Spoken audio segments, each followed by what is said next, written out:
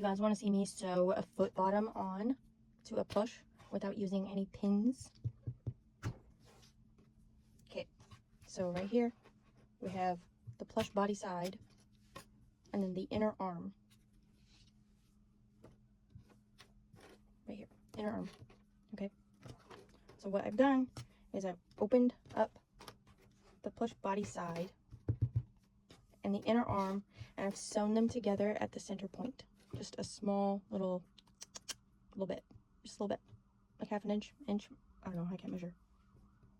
I only do this for a living. Like 3/4 of an inch. Okay, so I take that and I open it flat, right side up, and then I take my paw, which it doesn't have to be a teardrop shape, I just kind of like that.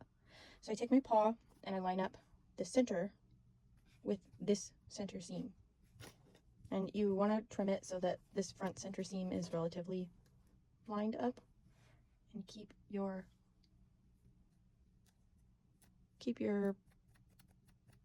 seam allowance flat, open together.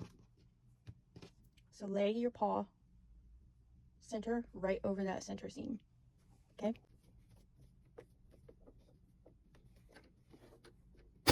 press your foot down, hold it nice and tight, just back stitch a little bit, back stitch a little bit right over that center seam, and then go.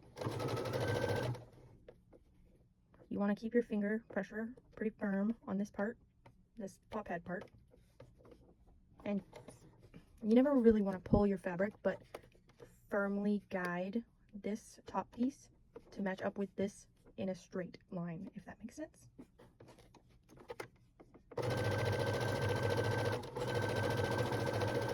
Okay, back stitch when you get to the end again. And there you go. If you messed it up like I did, you might want to redo that seam so it doesn't pop.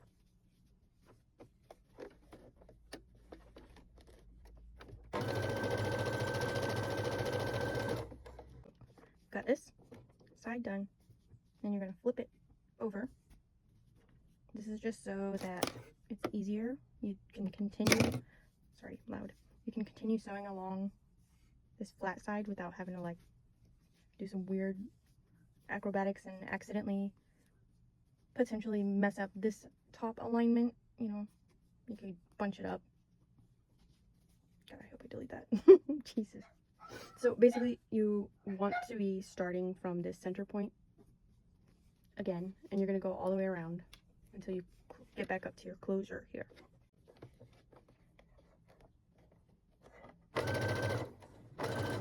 Why don't I use pins? I think that they're pretty annoying. I poke myself a lot, and it kind of, maybe since I'm just working with Minky, they just mess me up. They mess me up more for some reason. So I just stopped using them. There are no rules. I make the rules. You're in my house now, dog. Okay, so you can see we've got this paw all stitched together with that beautiful seam that I did a really good job on, right? You always want to kind of go through and check and make sure you didn't accidentally like create any folds, or I don't know what they're called. Jeez. You'll have to forgive me. I'm not very good at talking. So yeah, this is what it looks like when it is turned right side out. And I mean, you can probably do a better job of lining it up than I can, but this is just for the sake of example. And then I'm going to go ahead and clip all these parts that I sewed together where the binding is, the seam allowance is sewn flat, because it kind of creates a tightness that gets let out when you snip it. It's the same concept as cutting around a curve. Just kind of relaxes a bit more. It's a lot less stiff.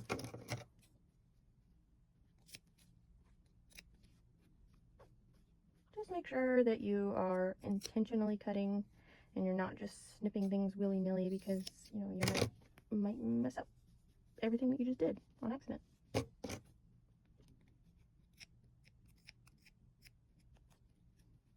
How to tell when your scissors need sharpening 101. This is what I was talking about. If you accidentally kind of sew over yourself, you always want to check. It's a lot better to find out now than later on when you're just about done.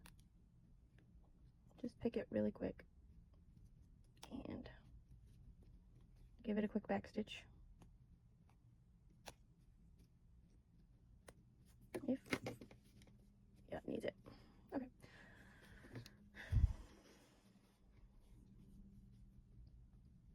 So then I'm gonna, sorry, this is kind of crazy.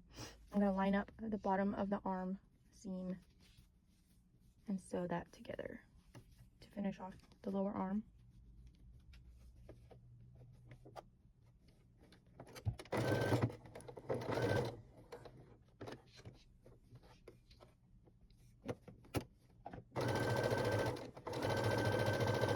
The backing of the Minky can be kind of slick, especially if you're using something like Howl Minky.